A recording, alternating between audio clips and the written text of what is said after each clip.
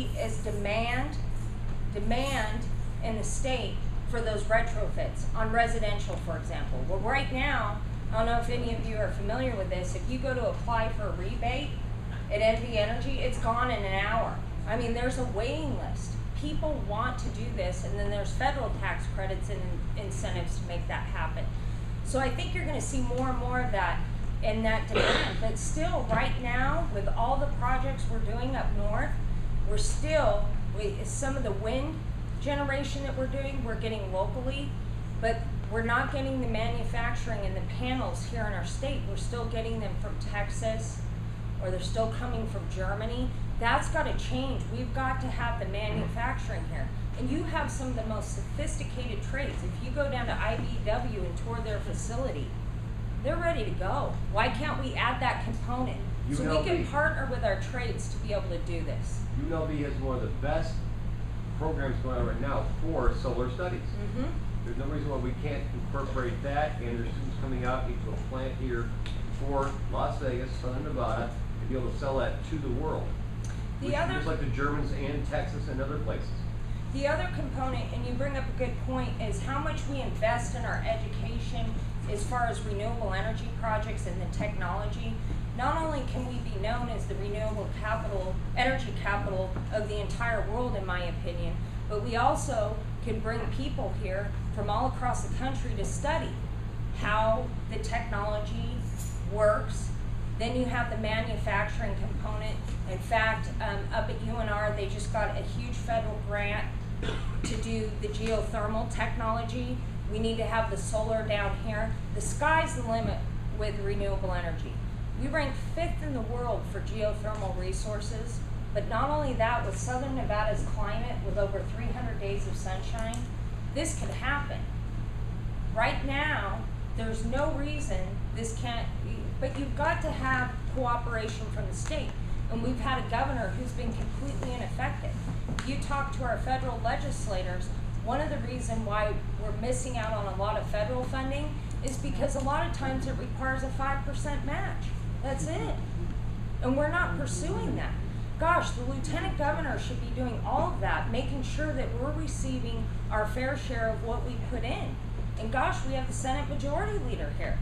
I'm sure he'd help us. And he has tremendously with a lot of our renewable energy projects. If it weren't for him, we wouldn't be able to do what we've been doing.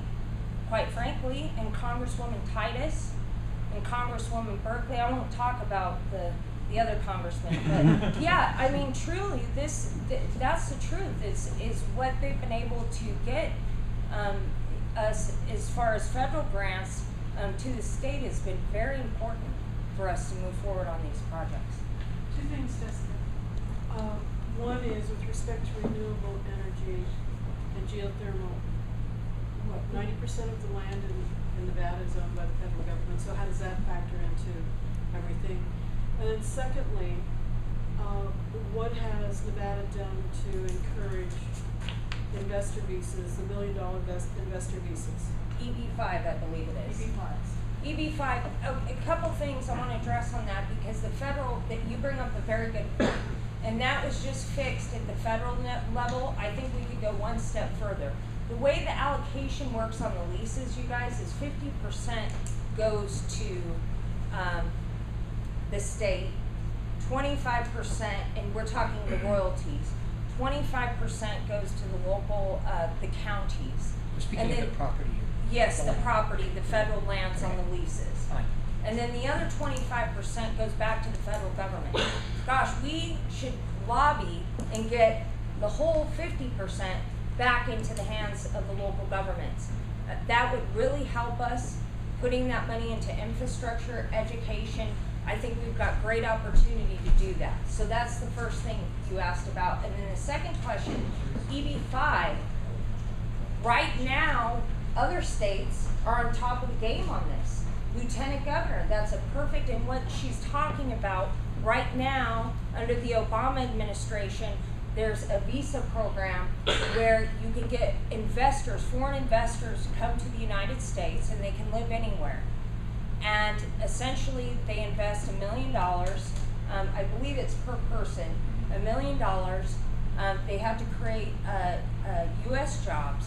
and they get a fast track visa.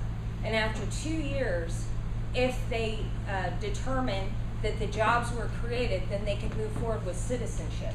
And there's a lot of people who want to live in this country. They want to go to school here. They want to put their kids in school, and it's not prohibitive. They can live anywhere in the United States, and they can invest in the state. But other states, what they've done is capitalized on regional hubs. So for example, if you have an investor from overseas who wants to invest $1 million, you would have this regional center, and it's typically under the state government, lieutenant governor's office. You'd have a regional center, and they would say, okay, let's say you have an investor, what do you want to invest in? You want to go towards renewable energy, you want to go for senior housing, you want to go for an arts project. So that regional hub would help those investors come to our state. So it's another way we can allure people to invest in the state of Nevada. It's a good program. The problem is it's about to expire. I believe next year is the expiration on that. They keep getting extended. So, but I think it's something we should push for as well. And there's a group starting to do that here in Southern Nevada. There is a regional hub that's been here, that's been inactive, that's done a lot of work with China. But lately they haven't done anything, not within the last 2 years. I think you've convinced most of us, at least in my opinion, that you are very knowledgeable about the whole situation. You know exactly what the goals are, the different avenues touching this and that. How can we help you, since we're in the South and you maybe are not well known at all in Southern Nevada? Unfortunately, your opponent is also up in the North, so you don't have as much of a problem of being unknown in the South. But how can we basically help you? What do you see as the big challenges here for you to win the election? Well, statewide, we have polling, and we're doing very well up north, which is great because Democrats struggle up in the north. Yes. We're winning the north. Now, it's very close. We're in the margin of error. Down south, we've got to, if you can, spread the word, send out emails to your friends. We're going to win this thing. We're going to win it because he's been completely ineffective. We're going to go on the air. Obviously, fundraising, $5, $10, $25, anything will help. And you can go on my website. I've got the brochures back there. But really, the grassroots effort. I'm here every single week. In fact, I'm here till Friday this week. Got in on Saturday. So I'm here quite a bit, working the trail. And that's the other thing about the lieutenant governor's role. I believe that they should have dual residency in both part of the states, both areas of the state, because let's face it, this is a huge economic engine here in Southern Nevada. So we need Southern Nevada to succeed in order for the rest of the state to succeed as well. So any of that, spreading the word to your friends, coworkers, all of that is going to help. We won every single county in the primary, all 17 counties.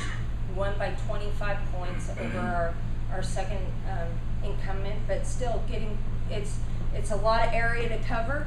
So all the help, we can use all the help, door knockers, whatever you can do, phone calls. Can I say something real quick about that? The morning after the primary election, Jessica called me to thank Stonewall, and I think that really said a lot about who Jessica is, that she called us first. So keep that in mind when you're a little tired and you have to think of another reason to make another phone call. Jessica thought of us first. Tara? Just real quick, as far as the solar panels are concerned and different businesses alike, that's like a $6 an hour job. So you can bring as many of them here as you want, but it's not going to be something that people can live their life on. Just wondering, when we talk about these